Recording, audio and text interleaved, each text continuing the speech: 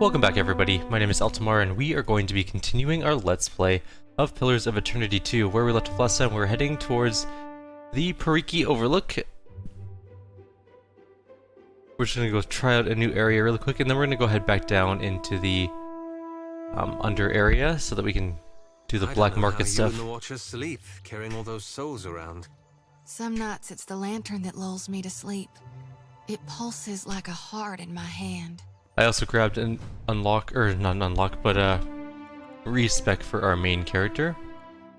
So we're gonna go mechanics and intimidate. Almost exclusively, actually.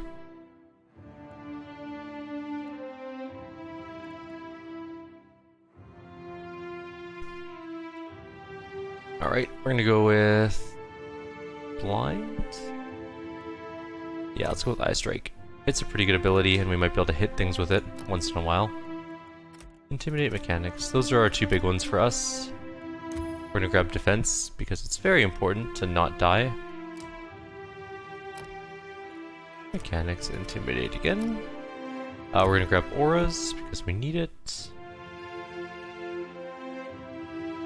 And we get a cipher ability too. It's going to be Biting Whip again. And we have Rapier and Sword already, which I think are our two main ones. We're also going to grab... Since we are going to be sticking with one-handed weapons, it looks like we'll grab Saber as well. Because Sabers are pretty popular weapons in this game so far, it seems. We can grab... We need to grab two weapon style. There we go. We'll be up to level again in no time. Let's go to Cypher. We're gonna grab... We already grabbed two weapon styles, so we don't need that. But we're gonna grab the Paralyzed one. It seems to be really good. It seems to work on a fairly regular basis too. For us anyways. Domination has been working so well for us. We usually get like a 20% chance of it working, which is not acceptable. We get one for both classes, so I'm gonna get Shared Flames again. That was a very good ability. I also really want to get Glorious Beacon though. That'll be a next ability. And then we're gonna grab...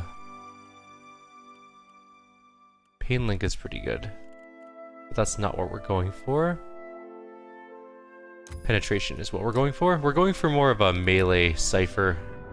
If you find that comforting, then I'm glad for you. Nikataka guards are here, and we're gonna head into this district. There are a few places we want to go in here, but there's one in specific I'm kind of looking for. I'm not really sure exactly which one it is, but we can get another companion here, or so one of my friends says. I guess we'll find out. Let's go to the herb shop. We have about 35,000 gold, which is good.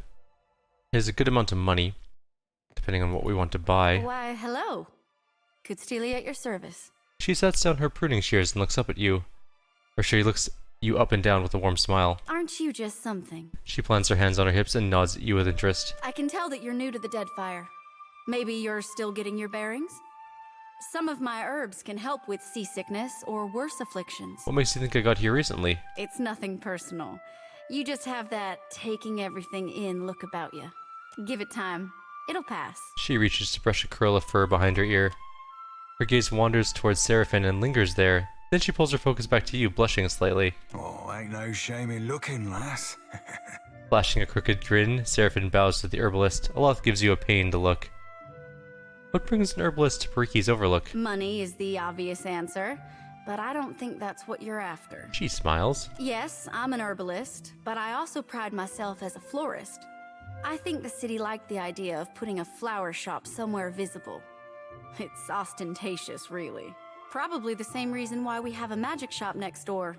Pariki's Overlook is a great big splash of culture and innovation, there to show travelers that the Huana are ready for the world at large. Show me what you got. You have Apothecary's gloves, which are +1 dex, +2 alchemy. And then she has a ton of other crafting stuff. Crafting stuff we have not used yet this entire game, but we will. We'll do some crafting at some point. Also, she has the ability to be robbed. It's finished. And so we're gonna rob I'll her. see it done. Sorry, she seems like a very nice person, but we need it more because we're saving the world. You must gather.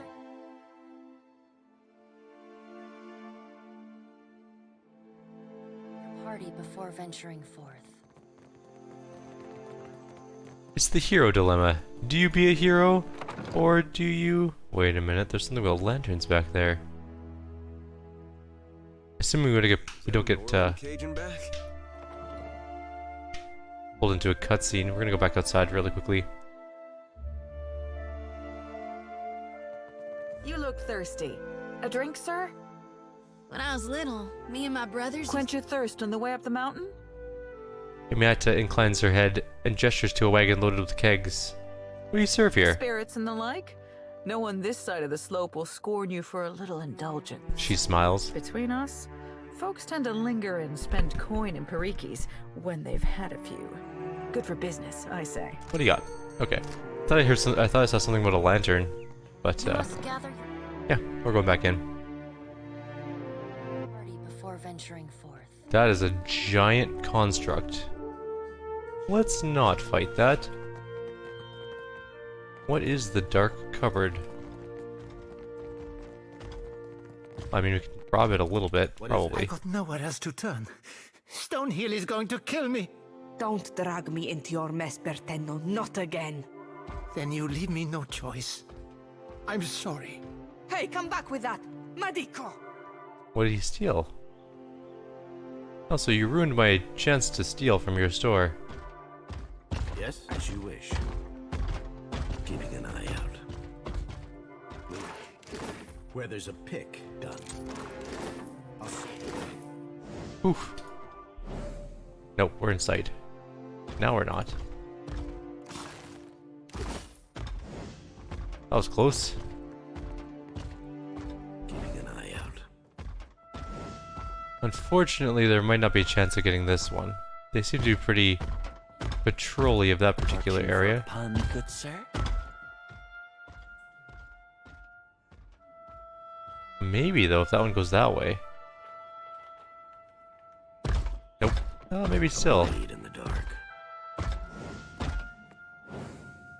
We're still in line of sight, aren't we? Yep. We're in overlapping line of sights. We need to come kind of from this way, I think. They won't see me coming. Damn it. Stop. Oh, wait, right there. Leave it to Nope. me. No. Careful. There was a chance that we could have gotten that one, but I think that guy needs to go a different way. Well, a blade in the dark. I'll take care We're of it. almost out of range. Oh well. We might be able to get this one here. Keeping an eye out. Yep, we can totally get this one. Perfect. There are a few more tables we can loot without that one particular one that we can't seem to get a hold of. We can definitely get that one. We can probably even get it right now. Eye out.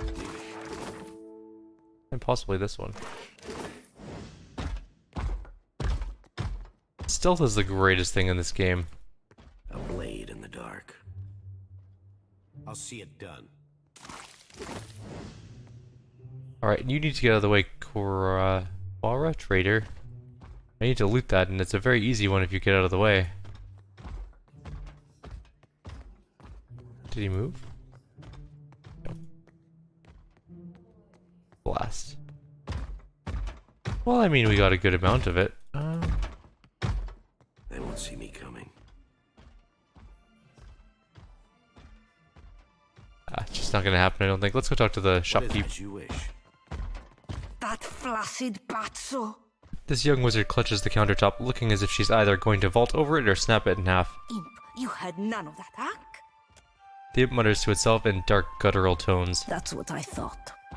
What am I going to do? Think, Fascina.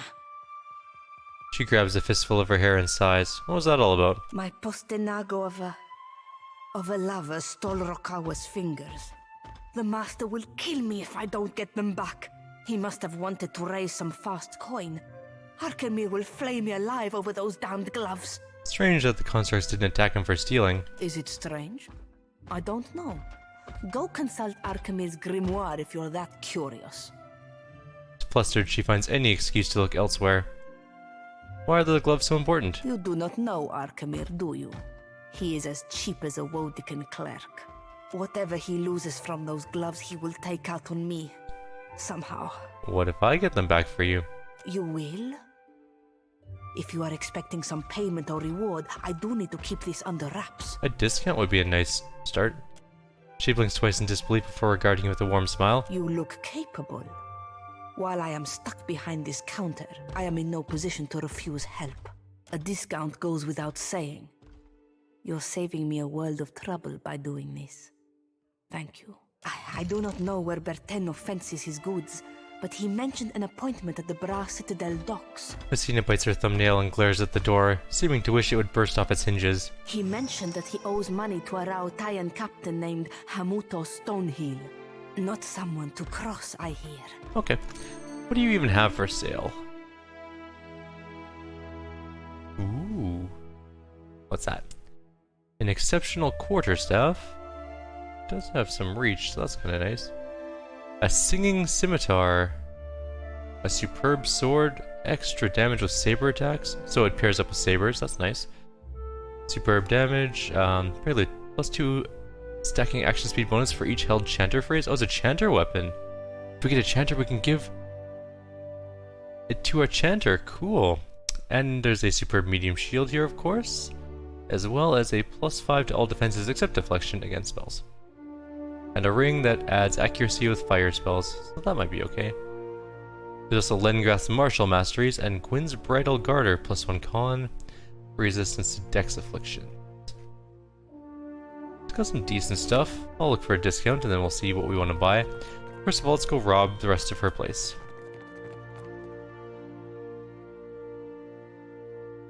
There's always the chance that they'll leave some unguarded treasures upstairs for us. I hit the stupid grave key again. Leave it to me. There's a trap on that one. Yourself a look at that, mate. It's finished. Oh, look at that. A regen belt. What's this do? The window overlooks the streets of Pariki's Overlook. The second floor of Archimir's Manor is just across the way. The right tool and a practiced throwing arm could make crossing the gap a manageable feat. We'll do that later. I know that's not where we need to go for our next character. We're going to be replacing probably our Cypher. We need our priest because we need the healing. We need Edier for tanking, obviously. Aloth is already arranged. I mean, we could take a Cypher over Aloth. Mooning after someone with half a foot between her ears, lass. You can't dictate what the heart wants, Seraphine. Thought you, of all people, would know that. Let's go to the Water Shaper. That is Sometimes cool looking. it don't always deserve your listening. Look at that. How pretty is that? Let's go inside.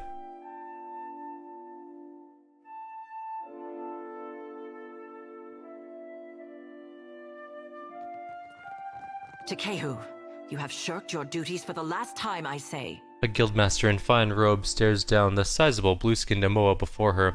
Students observe the exchange in a loose circle, exchanging whispers. Guildmaster, be reasonable. He tosses his anemone-like hair, which glows faintly as each bulbous strand settles in place. I skipped one lecture to travel up the mountain. Still, the palace is closed until you present me before Onikaza. He crosses his arms and raises one eyebrow. The murmurs of the crowd grow in volume. You went alone. I asked for patience, but as usual, you make a trench out of a tide pool. She pacifies her tone, suddenly conscious of the onlookers. This sounds important or controversial or both. Ikira, it's always both where this one is concerned. She nods towards Tekahu. Tekahu? My patience wears thin, old shark. You have stifled me enough for one trip through Rakuhu's bowels. In spite of their obvious age difference, Tekahu raises an instructive finger to the guildmaster. She flares her nostrils and takes a deep breath. I say Ngati weeps at her petulant spectacle of a child. I'm not sure that I ever thought of myself as the son of a god. Ikera, the significance is clearer to some than others. He waves towards the guildmaster with the back of his hand. For a water shaper who treasures his duty to the goddess, you spend too many days cavorting at the brothel. The guildmaster sidesteps Tekahu and takes long strides away from the circle. Sparing another glance at Tekahu, the crowd disperses. Ugh, insufferable. Tekahu sighs and smooths back his hair. He turns his attention to you with a raised brow. It is not every day that I see a stranger face than mine in this part of town. Tekahu thumbs his chin and nods at you.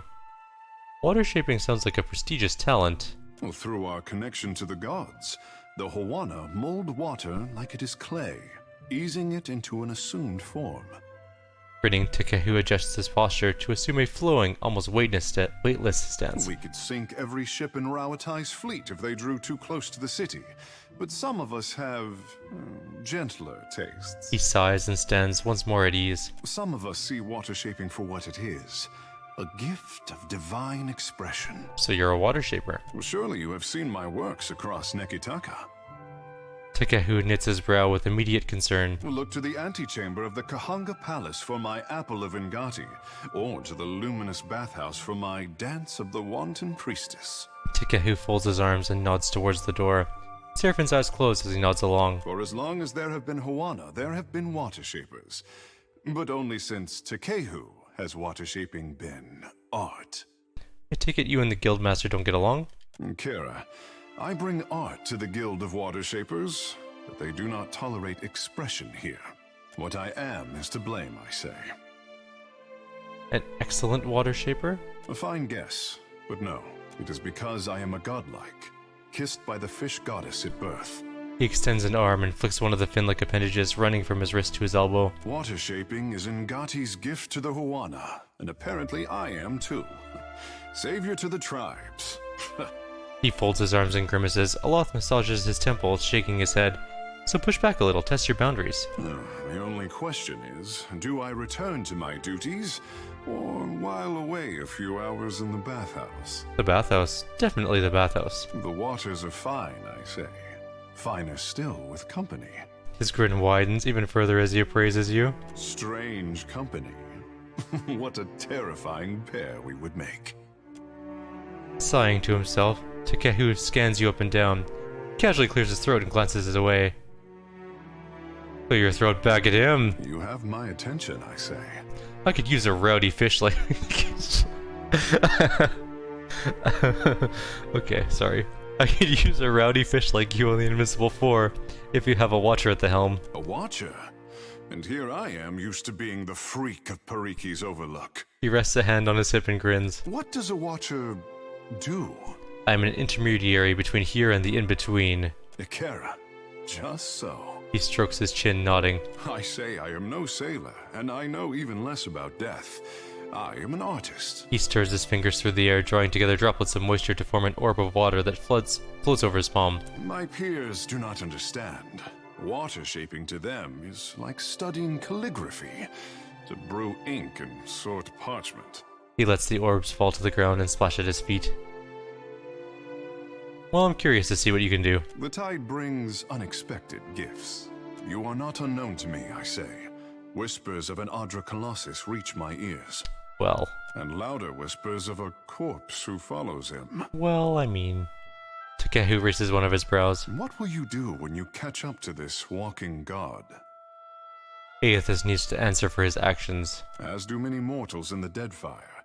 It seems the gods are no different. Aloth nods, a quiet smile etched upon his lips. If it untangles me from the guild's apron strings, then you can mount me as the figurehead of your fair ship. Phrasing? Tekahu inclines his head and touches the circular marking on his brow. Our quarters may smell of fish before long, but your crew will be more beautiful by association, I say. He winks. Aloth sighs through his nose. Always worth suspecting the captain be drawn to the blue and the beautiful. Welcome aboard, lad. Seraphin bows. Lead on. It will be good to put some distance between myself and the guild, even if we find less savory places along the way. A fair warning, Captain. Ngati gifted her favorite son with more than his stunning complexion. What, can you breathe underwater? Good guess.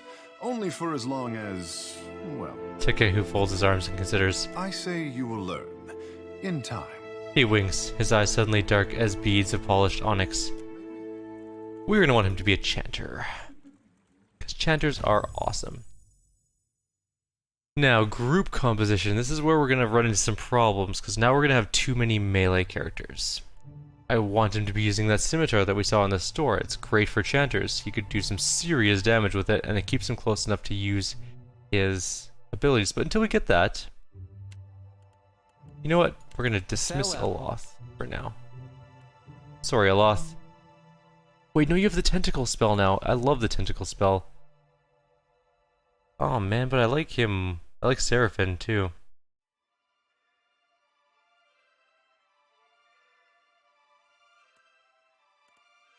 Life is hard. Used to be able to have 6 people in your party, then I could have them both. Because usually I went and looked like a fighter, a melee DPS, a priest, a ranged DPS, a wizard, and a chanter. That was my group. But I can't have that anymore. So... F. We'll bring the chanter for now. If you want for company, look no further. Let's take a look. Alright, he's got Arcana, Sleight of Hand, and he's good at History, so History's good. Sleight of Hand, I don't care too much about. But we don't need Arcana either, because Aloth is no longer in our group and had that covered. Alright, what are our things here? So these are the chants we can do. Reduces the armor rating of enemies in the area. Drains electrostatic energy from the environment to create 3 bolts of lightning, causing shock damage to any in their path. Increases the slash and shock armor of ratings for allies. That's not bad. Creates thunderous explosion that stuns and shoves enemies in the area of effect. Dull the edge, point the blade is a part of the song, I'm guessing? Yes. So reduces slashing and piercing damage of enemies. Emboldens allies, giving fort and will. Deals raw damage. And restores some health. Gives him a weapon set. And increases speed. 2 raw damage per 3 seconds for 6 seconds. I mean, long term that would be really good.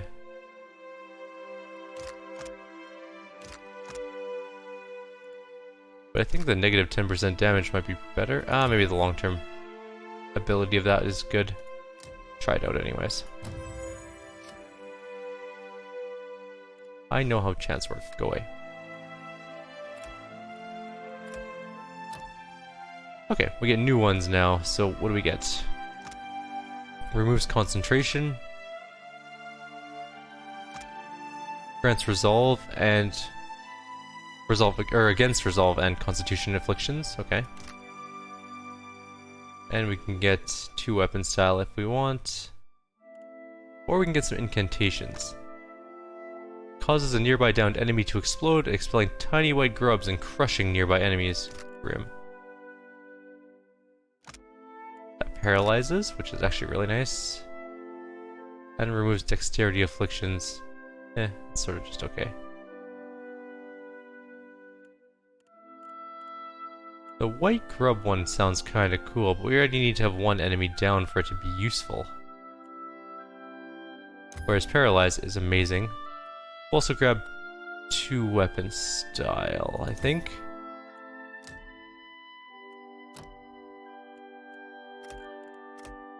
Boop. Alright, what do we got now? We can do...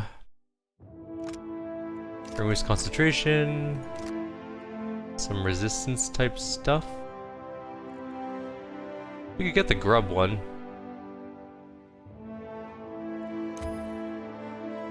Or we can get one of the older ones. Stuns and shoves. Slash and shock armor rating. Actually, we already have that one.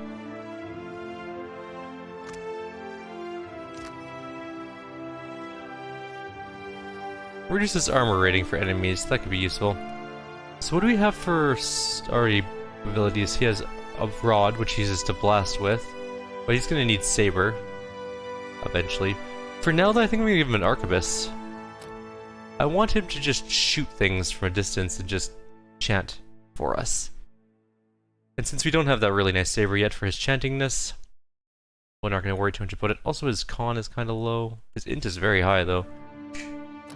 So let's hope that this works out. Sleight of hand, history again. We're up to this one now, so we can get better armor. So shield cracks. Each time the enemy takes damage, the effect's duration is increased. We could grab Frighten. The chanter creates 2 bouncing beams of pure light that restore health and grant immunity to resolve inflictions on all allies they touch. Damn. We can decrease reload time and recovery time of ranged attacks. We can give constant regeneration while the chanter is chanting.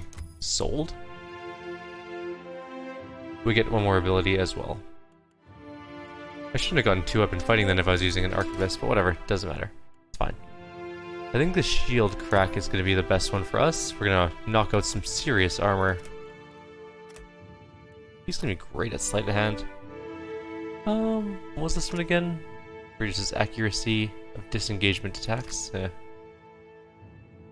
This would be good if we had lots of ranged people in our group, which we don't. I think we can grab the healing one. And I think this is our last level. Oops, didn't mean to bump the microphone there, sorry. This increases the deflection and engagement limit of allies in the area. That's actually amazing. Bestows a burning effect on all ally weapons. That's probably what I'm going to take for one of my abilities. Enemies near the chanter become weakened and have their might reduced.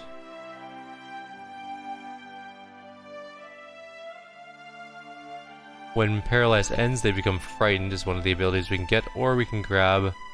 Increases the slash and shock armor rating. Oh, it also grants burn and pierce armor. Actually pretty damn nice. We can revive allies using Rise Again, Scions of Adon.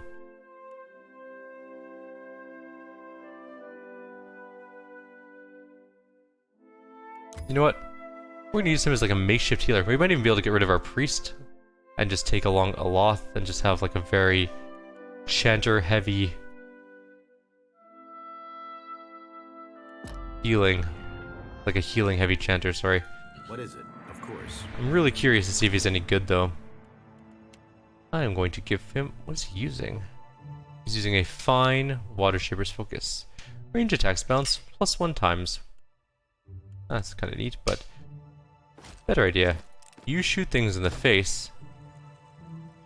Let's see how your damage is. Show me where to bite.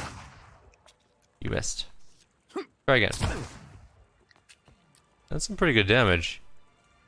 He shoots pretty fast. Ahoy. No need to ask twice. As you turn to Tekahu, a shadow passes over your vision. You feel a tug somewhere deep within his soul. A faint ripple creases the air between you two, like a forest of ethereal kelp. Surrender it. Tekahu's soul is vibrant and energetic, almost too lively to occupy its mortal shell. There is a bright thread of energy that trails away from him. You instinctively follow it. You stand in a grand hall, underwater and cloaked in oppressive shadows. Pillars of coral and bone reach up to support a ceiling that must be hundreds of fathoms away. Chandeliers lit with bioluminescent globes dangle from long ropes, swaying in languid, tentacular motions. At the furthest end of the hall sits Andra, as tall as a castle keep, and leaning forward in her throne. She has adopted the head of an anglerfish and regards you with its globular stare. Her sickle-shaped jaw opens and closes in a rictus of conflicted emotions. A life without friction or challenge has left the boy in need of guidance. The voice of Andra pounds at your mind with relentless force. He thinks himself frail, but my heart beats in his chest. He is stronger than either of you could know. She claps her hands and the vision shatters, flooding the hall with a deluge of awareness as you return to your senses. Regarding you with a warm smile, Tekahu at first seems oblivious to your momentary detachment, then his brow furrows with concern. Captain, what say? You look a little blue about the gills. Andra just reached out to me. Ngati spoke to you. Skeptical, Tekahu cradles his chin and considers. To leave her son guessing. Oh, this is my tricksome mother through and through. She seems to care about your well-being. What mother doesn't? You must be special indeed for Ngati to speak with words. For her people, she lays out cryptic stepping stones hidden in omens. Akira, but send her my fondest wishes. Where did you live prior to Nekataka? The Kahanga are my tribe, but my people settled on Atua, an island too modest to deserve the attention of maps. Oh. My mortal mother tans boar hides. My father trades in the abundance of pearls and opals Atua is blessed to provide. When I was born, Father called me his blue topaz boy. Tekahu scratches the back of his head and grins. Have any other notable godlike come from Atua? Doubtless, I say. But I am the most precious gem of recent history. Godlike are revered as bringers of local change, but only Ngati's Chosen is thought to deliver an omen for all Huana at once. Your birth must have been a big event. Ikera, high winds stirred the vigor of the seas. 2 huts collapsed before our local storm speaker could shout down the weather. He beams with pride. They say the skies only cleared when I fell into the midwife's basket. Peace had returned to the island. Or so the Mataru predicted. What did you do around the island? I could not be kept from the water, so my father taught me how to dive for pearls and azada snails. Ngati filled my palms with riches on every harvest, I say. When I came of an age to begin a man's pursuits, the Mataru reached out to the Kahanka Queen. Weighing my arrival against the forces that descended on her territory, the Queen could not invite Ngati's Chosen into the Watershapers Guild fast enough. In hard times, the endorsement of a goddess is more valuable than currency. Back to my previous questions. Ikera, speak on. Tell me about water shaping. The art of our ancestors, I say. To bend water to our will is a gift from Mother Ngati to her chosen people. Tekahu stands tall and grins with pride. Since devastation swept our way of life out to sea, too much of the art has been lost. Periki, founder of the guild, organized the lore of Ngati's talent into a series of postures and meditations we call the 4 forms of water shaping. What are the forms? Try as we might to embody Ngati's element, our bodies are not water. Ikera, this is the form of grief, a beginner's test. Tekahu closes his eyes and sweeps out his hands, exhaling sharply. The body's internal water is a force that conquers all. Even the mountain will bow to the stream. The form of hope, I say. Tekahu crosses one leg before the other and sways on the spot. Water commands its vessel, and the vessel can be shaped as surely as the mountain. The form of metamorphosis, Ikera? Tekahu opens his eyes, which now resemble polished onyx. His smile is hungry, predatory. He blinks and the effect is gone. The art is a challenge to grasp, difficult to master, and impossible to perfect. Unless you are Ngati's Chosen, I say. You said there were 4 forms? It is only by force of habit that I omit the final form. We do not speak of it in the guild. The form of transcendence. Tekahu closes his eyes and concentrates, holding out his palms. He bites his lower lip and focuses. Finally, he shakes his head and stands at ease once more. Only a story, I say. Even crafty Periki could not commit this ancient form to her scrolls. It was said that our ancestors could shape the very oceans of the Deadfire. This was Ngati's true gift, but we have yet to recover it from the ruins of our past. Well, let's go then. What is it? And we are actually out of time now, so we got a new character, we robbed a store, we have a quest to do down at some City of Brass Docks somewhere. Party before venturing. We'll deal with that in the next video. So for now, we'll call it here. Like always, if you have any suggestions or comments, please leave them below. Otherwise, I will see you all next time. Take care.